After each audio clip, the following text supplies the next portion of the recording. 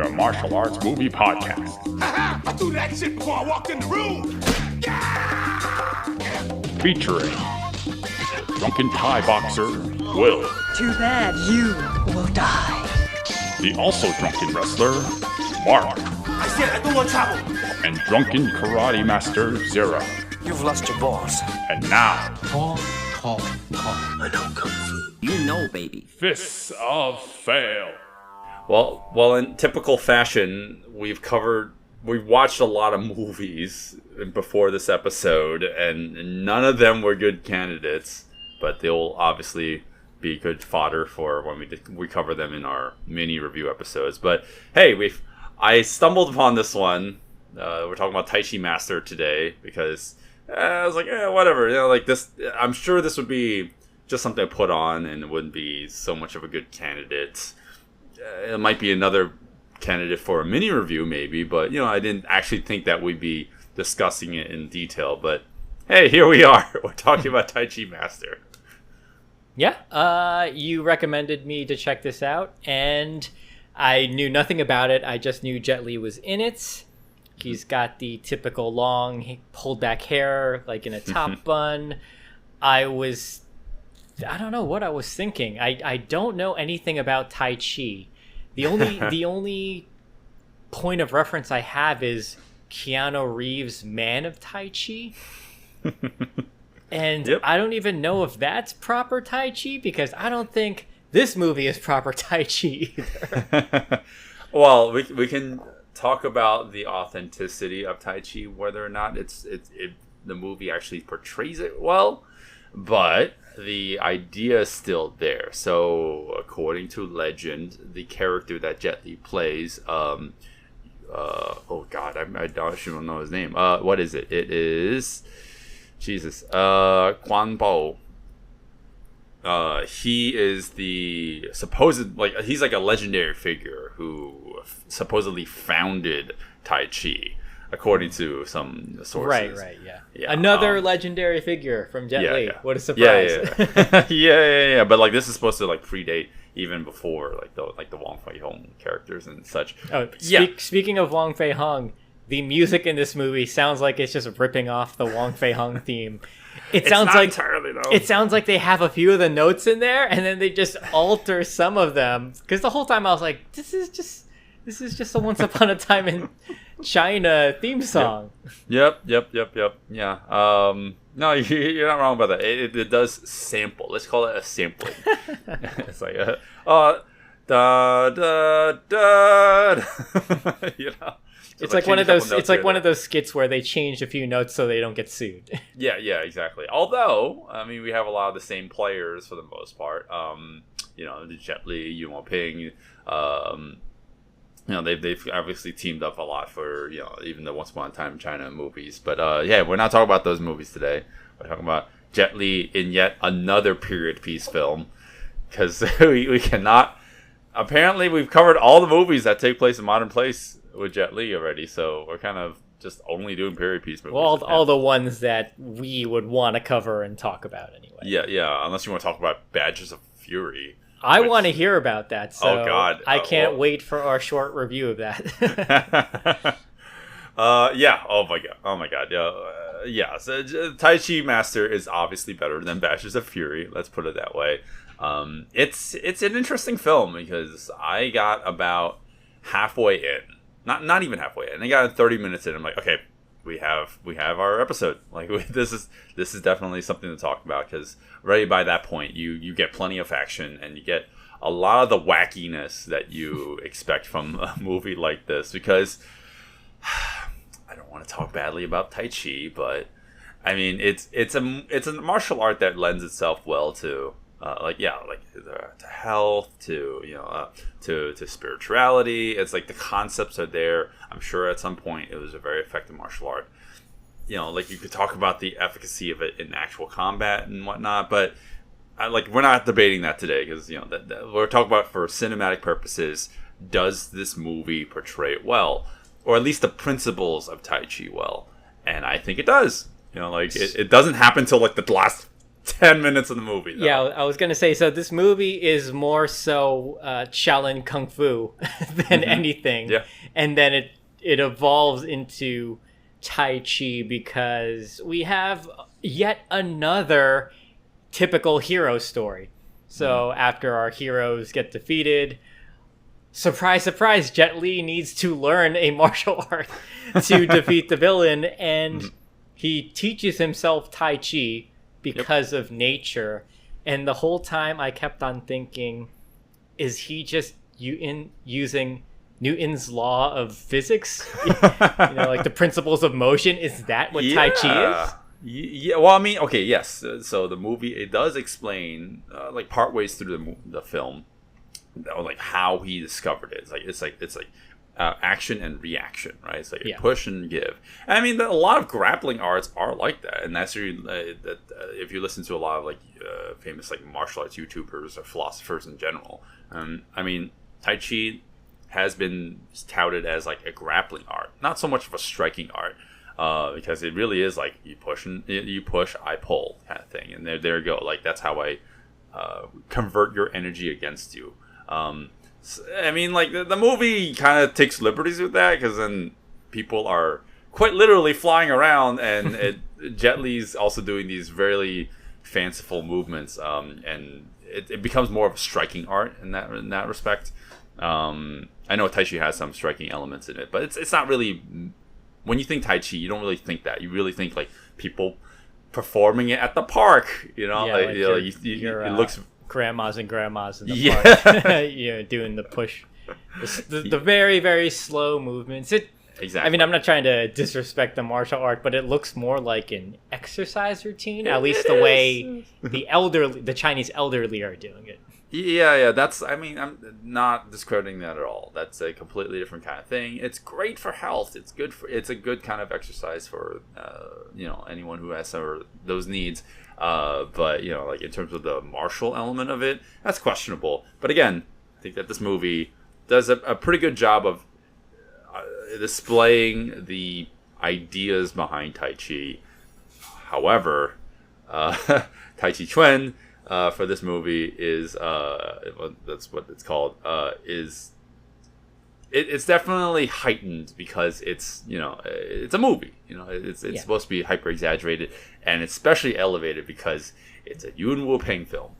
Well, it's a Yuen Woo-ping film, and it's got lots of wire work, but surprisingly I don't hate it. I was expecting to maybe get drawn out of the movie because of all the excessive wire work, but because it's consistent and because of how inventive the fights become, like it almost feels like they're kind of one-upping each other until the end anyway. It feels like he's doing different things and imaginative things with the fight choreography that I was actually cool with the wire work. It exaggerated it to a point where it was helping the entertainment value become even more exciting and even more visually interesting. Yeah, so very exaggerated indeed. That's actually something that surprised me too. I don't dislike Yuen Woo-ping's wire fu era, and like after he got to a certain point in time, he became like only known for that. This isn't. It's because like it's so hyperbolic. It's so hyper exaggerated in this movie. It's not like Crouching Tiger. I mean, I hate to throw shade at that movie again, but like that movie, it's kind of like it tries to make it stylistic and whatnot. This movie's just like really hamming it up, and it's cheesy fun, and that's why I really like it. It works with this movie because this movie is having fun. The characters are enjoying themselves. It's not taking itself too seriously. It's very lighthearted, almost throughout the whole movie until we have the typical fall from grace moment for our heroes. So, the wire work is not distracting at all, thankfully. Yeah, well, since you talk about the fall of grace, what is the story, Zero? So, Jet Li and Chin Sui Ho, that's his name, right? Chin Sui Ho, yeah. They are two Shaolin monks. They befriend each other as children, and they grow up and they become extremely exceptional martial artists. in Shaolin Kung Fu, to the point of probably being better than normal humans, normal martial artists. So they are a bit elevated. So what ends up happening is they get thrown out of the monastery because of, going against the monks and some strife and whatnot. Well, we can elaborate on that later. And they are sent to live in the real world. And it's really about them semi-acclimating to their new environment. And then ultimately what happens is they go their separate ways because they're two different people. Chin Sui Ho, he's pretty selfish throughout the movie. He's always thinking of himself, but he is very friendly to Jet Li. And when an opportunity arises for him, he gets inducted into the army. And it's just about them living their separate lives, and then you find out how they they reconverge or meet each other later. And drama. Don't spoil anymore. Lots and lots of drama ensues. Yeah. It takes a hard left halfway through the film. But yeah, it actually surprised me when I watched this. But by the way, this is my first time watching it. I think this is your first time watching it too. So I was not expecting. I wasn't expecting the movie to make any certain. I expected the movie to go a certain way, especially even given the way that we set up a lot of the characters, and it kind of surprised me again without spoiling anything. And part ways through the film, I was like, oh wow, things really got dire and dramatic now. So I'm very interested. And then the movie kind of has a period of just a lull. It's when again, no spoilers, but Jet Li he's at his low point, and it feels like it drags on for a little too long. And then we get our training montage. I wish that training montage was longer in replacing the lull I was referring to. Yeah. So it's so weird. So, in the typical hero story fashion, they are defeated and they need to get better at something in order to defeat the villains in the end. And I do want to spoil this because it is an interesting talking point, and it's also a weird story decision. In their defeat, Jet Li becomes mentally challenged all of a sudden. Yeah. Why? Why did they do that? It's not only that he becomes, he becomes crazed after the revelation that he has to go through, but I guess the way that snap him out of it is for him to create a new martial art. I didn't understand how he snaps out of, I guess, his hysteria or his mental strife. There is a scene where they're watching this man find out he has a baby on the way, so he runs to go home, and then suddenly it sounds like he starts speaking I don't know, teachings of maybe the Shaolin Monastery, and that's what snaps him out of it? Is that what it was? Nah, I don't. I think it's like him seeing. Well, no, I think that the whole point of that scene was that he saw like. Oh, it's sort of hard to talk about this because it does kind of go into spoiler territory, but he sees some sort of parallel between him and his friend. So I think that's what kind of brought him back to reality. But I didn't get that. I didn't understand why he suddenly is no longer mentally challenged. Oh no, I think it's because once he started creating a martial art, he was like, oh, I guess I have to. I have to snap out of it, I guess. I don't know. It does feel a little clunky, but hey, that's part of the problem too. I thought the movie would work a little bit better if they didn't need to use that literal handicap that they wrote for him. He could have just been a sulking emo guy for a portion of the movie. He doesn't have to be crazy. Right, he's been defeated. He needs to get back up on his feet, and his friends help him. Right, that would have been perfectly fine. To be defeated so bad that you become mentally challenged is just seems in very, very poor taste. Yeah. I mean, this is early '90s, right? '93. Yeah. This is prior. This is prior to Fist of Legend, right? So Right before Fist of Legend, I believe. yeah. I'm actually very glad that like we have this movie. Like it actually was a good. It would make a really good double feature because like we have a lot of the same players. You know, Yuen Woo-ping, Jet Li, and Shin Soo-ho. Both in those like all three of them in in both movies. But like this movie, obviously, again, since we're talking about the period piece setting, the action is very, very exaggerated. It's very floaty at times, very silly. But like it doesn't. When there is grounded stuff, it does feel relatively like impactful, right? It doesn't feel. It's borderline silly, but it does feel like okay, that I can actually buy some of this. I can actually. It's not drawing me out of it. Yeah, I'd say so. Sorry, I just wrapping my thought. I'd say it does so even more than Fist of Legend. Oh really? I feel like Fist of Legend. Yeah, because Fist of Legend, like as much as I love that movie, like I now that I have a more critical eye, I feel like the more wiry stuff is more. Like it actually pulls me out of the movie because of the fact that it's not Tai Chi and and the fact that it's not a period piece movie. And like this movie, it feels like all that wiry, hyper exaggerated movements fits this movie much better.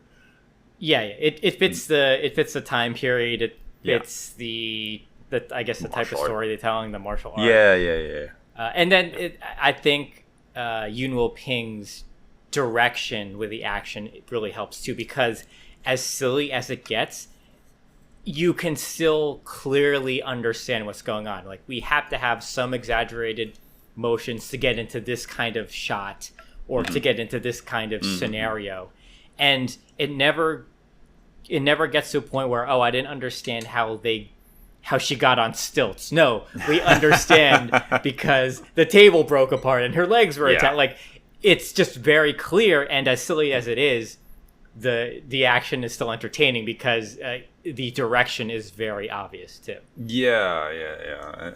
I mean, this movie is partly a wuxia film, right? You have a lot of wuxia movies. It feels like it straddles the line there. Yeah, so that's why it works better than Fist of Legend, which is supposed to be a more modern reinterpretation of Fist of Fury. It's not supposed to have people flying around like the way that movie does. Plus, also, I've noticed this movie does undercranking. It does speed up some footage, but it's not glaringly obvious. At least not for the most part. It is obvious in some scenes, but it's not distracting from what I can tell. Yeah, because the action scenes are so fun and kind of silly. The undercranking it fits right in. You just accept it because look, we're spinning around like 1080 degrees in the air. Sure, undercrank the hell out of it. Fine. Yeah. Although it does make me think at the end when Jet Li's discovering his new martial art, you can imagining that meme where like a bunch of like algorithms an equation is just like flying across his head. Right. Like he's like trying to piece together how to use physics to determine how to make this martial art. Nothing about this movie has so far indicated that physics is a real thing in this movie. Like nothing.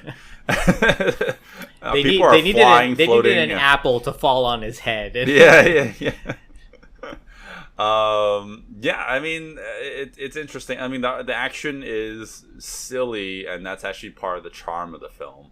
And there's a lot of comedy in the movie, which some work, some don't. But it's very on your nose, I think, for the most part. But I like especially when the character goes through the low point. I thought that's where the comedy was a little excessive. I think it's mostly because I just really wanted to get through that low point, get like past that low point as quickly as possible because I feel like we just lingered there for way too long. I agree. I was with some of these low points in these movies. We've been covering a lot of heroes' journey stories lately. Yeah, and so we get these low points after they get defeated. This one was kind of testing my patience the second time around anyway. But You know what we didn't mention? Michelle Yeoh's in this movie. Oh yeah, that's right. I don't recall her and Jet Li sharing too many movies together. I think the only one I can find is The Mummy: Tomb of the Dragon Emperor. Is that the title? I can't remember. Yeah, I think so. I mean, unless you want to count the last movie we just talked about, Fearless. But right. You can't count that. Yeah. But and little did you know, Jet Li was in the background smiling, like we mentioned before. right. What was I going to say? Oh, they have a physical exchange in this movie. A very, very small physical exchange. And I was thinking, is this the first time I've seen Michelle Yeoh and Jet Li fight? I guess so. Maybe, yeah. I didn't watch... No, I did watch. I think I watched. I don't know. That movie's super forgettable. The Mummy movie with Jet Li. I don't remember them fighting, at least from what I recall. So, I guess this would be the one and only time. Like Michelle Yeoh's in the movie. I made a note here that her character is like a flat line. She's introduced, at least her story arc is a relatively flat line. She is introduced with this like almost tragic background or tragic setup, and then it's kind of resolved, and then she's just there in the movie now. She's just there. It's like, okay, well, your thing's been resolved. You're just you're not really, you're helping physically, but you're not adding anything to the movie. Well, it's kind of weird because she is almost like a damsel in distress at one point, but it's not because she can't fight, because she clearly can fight. She fights a lot in this movie, but she's kind of being held hostage. Jet Li saves her, and then they have to regroup, and he's mentally challenged after. But she's more of a higher build supporting role. She's not co-starring really. If anything, Chin Sui Ho is sharing screen time pretty equally with Jet Li, but Jet Li is definitely the main character. Yeah. It's interesting how we set up the two main leads, Chin Sui Ho and Jet Li. They come from the Shaolin fighting style, I guess, if you really want to call it that. But they're like exceptional martial artists, like you said before. But they're also like invulnerable to anything, and it partly adds to the charm of the characters. Because like, okay, well, we're basically they're setting it up to be like the Juggernaut. They're I mean, like, they're invulnerable. Like, they don't feel any pain, and they're basically can just rush through anything. It's actually like, hey, since we've set it up, we might as well since we set it up so well, like, okay, fine. Like, you understand why these characters are fighting the way that they are, and they basically just they barely block any moves. They just kind of eat it, and they're just kind of powering through it. So I think that's really fascinating, and actually is really good setup for why Jet Li has to discover Tai Chi later, which is the opposite of things. I think it kind of works. It just kind of, again, like I've said it 50 times already. I didn't even think about that. So in the Shaolin martial arts fighting style, so maybe you're suggesting that they're eating the blows, right? They're taking it in, and in Tai Chi, he's using the energy he receives from the hits and diverts it back. Exactly. That's exactly. Wow, I feel dumb for just realizing that now. Well, it's fine because that the movie tells you that, but it feels really rushed at the end because you don't get a lot of time. I wish we got more of him learning about quote unquote Tai Chi and teaching the audience a little more, because some of the visuals they're trying to show us to teach us Tai Chi don't make sense to me at all. he's pounding on a ball in the water, and he's saying like, when you push the ball down, the harder you push, it still comes back up. Like, I don't know, like maybe it was just a translation of subtitles. Maybe because some of that stuff wasn't really making any sense to me. Yeah, my Chinese isn't the greatest, but I'm wondering if that is maybe a translation issue, because I was watching this and without English subtitles, so thank goodness I understood the majority of this movie, vast majority of the movie. I think it works. I think we'll definitely cover that more in the Patreon section when we cover the movie in more depth. But yeah, like I think that some of the concepts there are sounds. I think they make a lot of sense. Although some of the things that you see in there, yes, some of them work. Like I actually think that the water analogy works really well. Like when we get to it, we'll get to it. But then other parts where like he's spinning a clay ball and it's like anything you throw at it, it just bounces off. I'm like, okay, but I mean, yeah, like if you throw something at that ball's also gonna move. It doesn't, and it doesn't look like that in the movie. Again, we'll cover that in the Patreon section. I don't know. Is there anything else you want to talk about generally before we go into specifics? No, I think we can go into it. So, if you want to hear a detailed discussion about the movie, we're going to spoil things because, there are some fun twists and turns we don't want to spoil in the general section. And we're going to go deep into the action, usually about an hour. So if you want to hear an hour of additional conversation, follow us on Patreon because that's where you can find it. Yep, because we just love talking about shit like this. Okay, so I guess we'll go into it.